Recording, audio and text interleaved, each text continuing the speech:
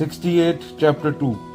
Therefore one who has restrained the senses from their objects, O mighty armed Arjun, is firmly established in the transcendental state.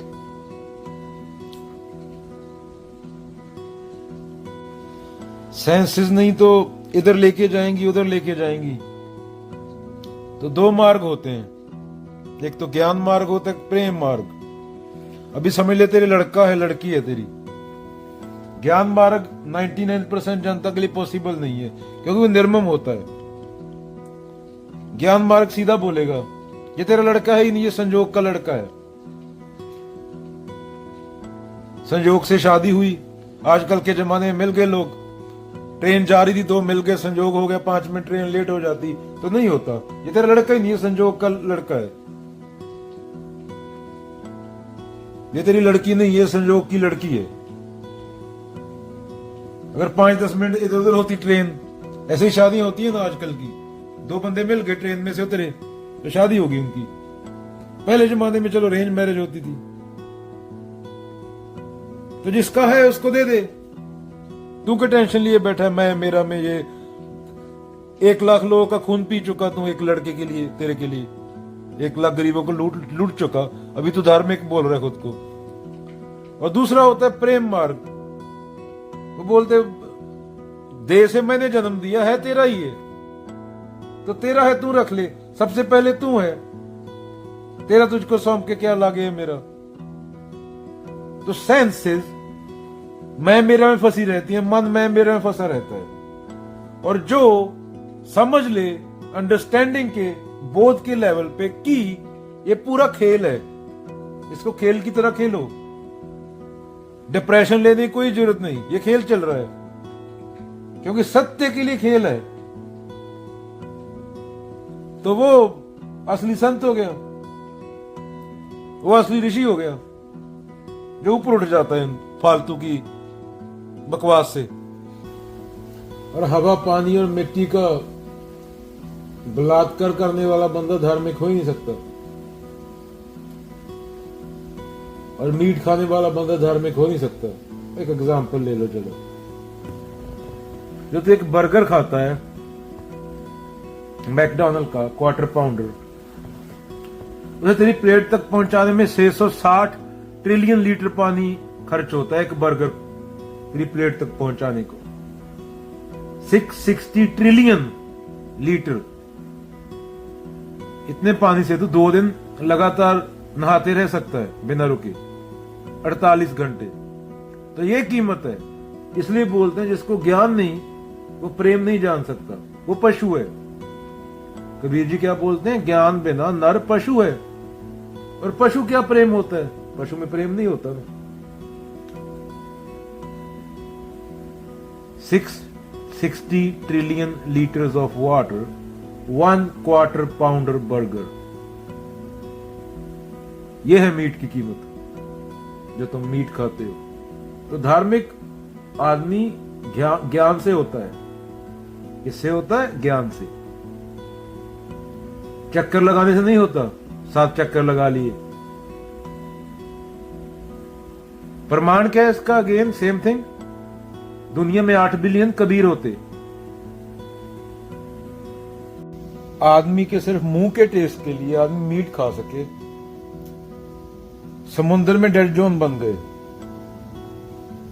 Brazil में forest के forest तबाह हो गए, जो कबीले थे वहां उनको घरों से निकाल दिया गया, मार दिया गया, किसी को पता ही नहीं।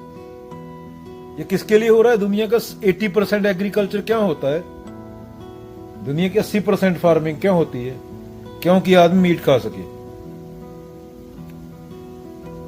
ये मीट रिस्पॉन्सिबल है, आदमी का मीट खाना ग्लोबल वार्मिंग के लिए। I think second biggest cause. अगर आदमी सीधा सब्जी खा ले तो अच्छा, या एक जानवर को धक्के से पैदा करे, एक खुड्डे में 40 जानवर घुसेड़ के रखे और उनको पूरा जंगल खिलाए एक टुकड़ा मांस की प्राप्ति के लिए, या वो सही? जंगल के जंगल तबाह हो गए, नाइट्रोजन डाला जा रहा है उनके ऊपर, वो नाइट्रोजन समुद्र में जा रहा है, समुद्र में डेड जोन बन गए, डेड जोन माने मरीन लाइफ नहीं है वहां पे। और ये याद रखना, समुद्र से तुम्हारा 72% ऑक्सीजन आता है। अगर ऑक्सीजन नहीं मिला तुम्हें तो क्या होगा? अगर सांस नहीं आई 30 मिनट नाक पे हाथ रखो, 30 सेकंड सांस रोक के देखो, फिर पता चलेगा ऑक्सीजन की वैल्यू। तो तुम्हारा 72% ऑक्सीजन समुद्र से आता है, 28% दरख्तों से आता है। और डेड जोन किसको बोलते हैं? यहां पे लाइफ ना हो। और उसी नाइट्रोजन की वजह से समुद्र में, नदियों के जरिए समुद्र में पानी पहुंचा, उससे एल्गी बन गई। और वो एल्गी इतनी बड़ी है, गल्फ ऑफ मैक्सिको में वो स्पेस से दिखाई देती है। स्पेस में जो सैटेलाइट है उनसे दिखाई देती है वो एल्गी समुद्र के निचले तल पे। इसे बोलते सिक्स्थ मास एक्सटिंक्शन। तड़फ तड़फ मरेगा आदमी, पीने को पानी नहीं मिलेगा, सांस लेने को हवा नहीं मिलेगी। दुनिया की 70% बीमारियां, 70 से 80% आई थिंक, वो देख लेना, जानवरों से आई हैं जो तुम मीट खाते हो। इबोला ले लो, सैल्मोनेला ले लो, HIV ले लो, रेबीज ले लो, ब्रुसेला ले लो।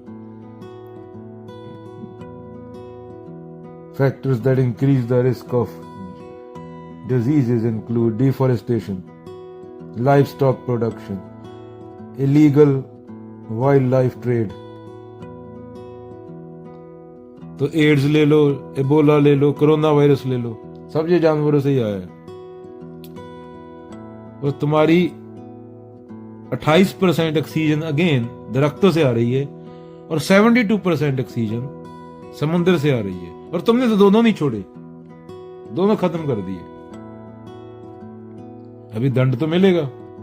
1960 के बाद दुनिया की 70% एनिमल की स्पीसीज खत्म हो गई तुम्हारे लालच की वजह से। Human just one species out of trillion species, and humans finish 70% of species on this planet. तुम धार्मिक हो सकते हो, इंसान को बहुत पहले खत्म हो जाना चाहिए था। ये प्रकृति की उदारता समझो कि अभी तक हो तुम, और अभी तक हिंदू मुस्लिम के नाम पे लड़ रहे हो। और अंत में इंसान के काम अध्यात्म ही आएगा। इंसान खुद को नहीं समझा तो इंसान खत्म हो जाएगा। ईगो अगेन, मैं मेरा, इससे ऊपर उठना पड़ेगा, वरना बचेगा नहीं। इंसान नहीं बचा तो कौन सा धर्म, कौन सा रिश्तेदार, कौन सा गुरुद्वारा। 1 साल बाद गुरुद्वारे, मंदिरों, मस्जिदों में घास उग जाएगा। 5 साल बाद किसी को पता भी नहीं चलेगा यहाँ पे गुरुद्वारे, मंदिर, मस्जिद थे। इंसान नहीं रहेगा, सभ्यता नहीं रहेगी। 100 साल तक पूरा नामो निशान मिट जाएगा। 1000 साल तक कोई प्रजाति आएगी, उनको पता भी नहीं चलेगा, हड्डियां भी नहीं मिलेगी कि यहाँ पे इंसान नाम का कोई प्राणी रहता था। तो ये अपने मानसिक ढकोसलों से बाहर निकलो। पशुओं के तो मंदिर मस्जिद होते नहीं, वो तो मंदिर मस्जिद बनाते हैं ना, उनका भगवान होता है। इंसान ही ऐसी मूर्तियां करता है, और इंसान ने पृथ्वी तबाह की है। ऐसी मूर्तियां इंसान ही करता है ना। बलात्कार केवल इंसान करता है, कोई और प्रजाति नहीं करती। अगर मैं किसी बंदे को कॉकरोच बोलूं तो कॉकरोच का अपमान है। अगर कॉकरोच ना हो तो पूरा इकोसिस्टम तितर-बितर हो जाएगा। इंसान मर गया तो इकोसिस्टम अच्छा हो जाएगा, इंसान खत्म हो गया। अगर मैं इंसान को कुत्ता बोलूं तो ये कुत्ते का बहुत बड़ा अपमान है। अगर कॉकरोच बोलूं इंसान को तो ये कॉकरोच का बहुत बड़ा अपमान है, प्रकृति के मुताबिक अगर वहां से सोचा जाए तो। ये आदमी उससे प्रेम मांग रहा है, वो इससे प्रेम मांग रही है, वो तीसरा इन दोनों से प्रेम मांग रहा है। प्रेम का मतलब तो पता होना चाहिए। प्रेम का मतलब पता होने के लिए तो पता होना चाहिए मैं कौन हूं। अभी तुझे पता नहीं। 2 भिखमंगे एक दूसरे से भीख मांग रहे हैं, 2 अंधे एक दूसरे से रास्ता पूछ रहे हैं। जिनके पास था प्रेम उनके पास जाओ ना। अभी लोग के पास कोई काम नहीं रहा, हर कोई सोशल मीडिया पे ज्ञान दे रहा है, इन्फ्लुएंसर बन गया। 2 करोड़ इन्फ्लुएंसर हैं। जो असली थे उनको तो कबीर नानक बुद्ध के पास जाओ ना। जिनके पास था वो देगा प्रेम, वो बताएगा प्रेम क्या है, तू कौन है और प्रेम क्या है। जो एक कमकार बोल के गए जिसका मतलब कोई घंटा नहीं समझा। तो जिसके पास है ही नहीं, जो भिख मंगा है, 4 भिखमंगे इकट्ठे होकर बातें कर रहे हैं, प्रेम प्रेम प्रेम। किसी को घंटा नहीं पता, किसी के लिए कॉन्डम प्रेम है, किसी के लिए प्रकृति का शोषण प्रेम है, किसी के लिए गरीब का शोषण प्रेम है, किसी के लिए छोटी जात वाले का शोषण प्रेम है। कोई रंग के आधार पे लड़ रहा है, कोई एक बोलती कलर होते ही नहीं। कई दुनिया में 80% जानवर ऐसे जिनको कलर दिखाई नहीं देते, वो तुम्हारी इंद्रियां हैं, आंखों की वजह से कलर है। कलर है कहां? ऐसे पर मत पूल्यो मेरे भाई। 2 भिखमंगे भीख मांग रहे हैं। अरे नानक के पास जाओ, कबीर के पास जाओ, बुद्ध के पास जाओ। भिखमंगों की दुनिया में प्रेम कौन देगा तुम्हें?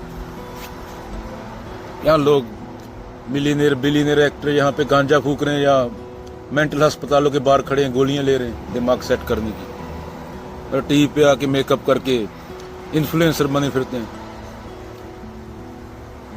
ये तो पता होना चाहिए किस बात सुननी है। हर किसी से सुन लो क्या? बलात्कारी की बात भी सुनोगे, गांजे वाले की बात भी सुनोगे। मेकअप करके कोई भी आ गया बता रहा है। 4-4 साल के बच्चों के हाथ में फोन है, सोशल मीडिया अकाउंट है। इसलिए दुनिया की हालत हो गई। जितना दुनिया आर्थिक रूप से समृद्ध हो रही थी उस हिसाब से तो अच्छा होना चाहिए था ना, उतना ज्यादा खराब हो रहा है। अभी कोई बड़ी दाढ़ी वाला बाबा आके तुम्हें ज्ञान देगा। तुम्हारा रिश्तेदार हो सकता है, तुम्हारा माँ बाप हो सकता है, भाई बहन हो सकता है। उसकी बात मान लो तो तुम अच्छे हो गए उसकी नजरों में, उसकी बात मना कर दो तो तुम बुरे हो गए। तो ऐसे व्यक्ति से ज्ञान ले रहे हो क्या? बाबा नानक तो बोलते तुम पूर्ण हो, तुम खुद को समझे अहंकार बैठे हो, तुम ही सत्य हो। तो सच जब हो, जब तुम ही सब कुछ हो, ये अहंकार से नहीं बोला जा रहा है, अहंकार के मिटने के बाद की बात है। जब तुम्हारे बिना दूसरा कोई सत्य है ही नहीं, अगर तुम खुद को जान लो तो तुम्हें कोई कैसे ज्ञान देगा? अभी कोई जाके बुद्ध को ज्ञान दे रहा है तो बुद्ध ज्ञान लेगा? पहले उसकी हालत देखो, वो बुद्ध के लेवल का है? जो आदमी तुम्हें बड़ी दाढ़ी वाला बता रहा है तो डरा हुआ कितना है? पूरी जिंदगी डर डर के जिया है। तुम्हारा कोई भी हो सकता है।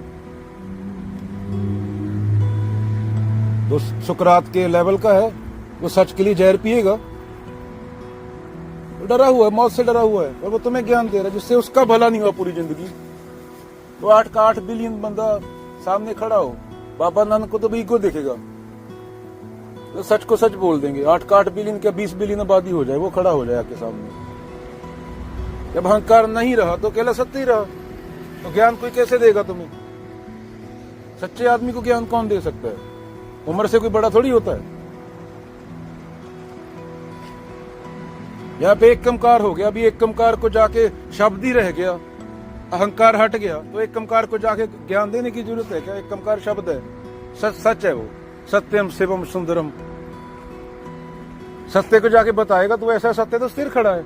इंसान था नहीं था, टाइम स्पेस, सबसे पहले कुछ भी नहीं था तब भी था। इंसान 60 साल के लिए आया, ये बुढ़ा बड़ी दाढ़ी करके ज्ञान दे रहा, मैं तेरे से पहले पैदा हुआ, मैंने ये किया। 1 घंटा किया। दुनिया की हालत देख, कुछ किया होता तो दुनिया की हालत ये होती। और छुप छुप के कमरों में बैठ के तुम दूसरों की चुगलियां करते हो। औरतें 4 बैठी हैं, मेकअप लगा के वो चोरी कर रही हैं, ज्ञान दे रही है। इसका लड़का ऐसा, उससे ज्ञान लोगे? आथू। नॉर्मल मान्यता ये है लोगों की कि ईश्वर बैठा है, उसने सब बनाया, वो सब कर रहा है, उसके ये गुण है, ये गुण है, ऐसे है, ऐसे है, ऐसे है। ऊपर बैठा है कोई, वो बना दिया सब उसने, भाई वो चला रहा है। और उपनिषद बोलते हैं कि वो अकर्ता भी है, वो कुछ करता नहीं है। कुछ करने के लिए कुछ होना तो चाहिए ना। ये जो ब्रह्मांड है ये तेरे लिए है, तू बोल रहा है, तुझे दिख रहा है। तो तेरी मान्यता है कि ये पूरा यूनिवर्स है, किसके लिए? तेरे लिए। तू माने ईगो, तू माने अहंकार, अहंकार के लिए है। तो तूने ईश्वर ही बना दिया कि इसको कोई चलाने वाला भी होगा। अभी फिर कबीर आके और उपनिषद आके विस्फोट कर देंगे, तू भी नहीं है जिसे तू समझ रहा है, तो ये ब्रह्मांड कहां से होगा? तू तो होना चाहिए ना। पहले तू बोल रहा है, ईगो बोल रही है मैं हूं, तो ये ब्रह्मांड भी है क्योंकि मेरी आंखों को दिख रहा है। उल्लू को रात को दिखता है, बैक्टीरिया के लिए तेरा पेट ही ब्रह्मांड है। एक एटम जब तू उसको ऑब्जर्व कर रहा होता है, एक मॉलिक्यूल वो डिफरेंट तरीके से बिहेव करता है, जब ऑब्जर्व नहीं कर रहा डिफरेंट तरीके से बिहेव करता है। तो तुझे दिख रहा है, तेरी आंखों का इतनी बड़ी है क्या? तू अपनी आंखों पे इतना भरोसा करता है क्या? तो उपनिषद कबीर तो बोलेंगे वो है ही नहीं, तुझे लग रहा है तू है, जड़ और चेतन एक ही है, टाइम भी नहीं है, वो भी कल्पना है, जेती मन की कल्पना काल का आवे सोए। और साइंस यहां तक पहुंच रही है। अभी साइंस में भी ये बात हो रही है, क्या इज रियलिटी रियल? क्या जिसे हम सच मानते हैं वो सच है भी?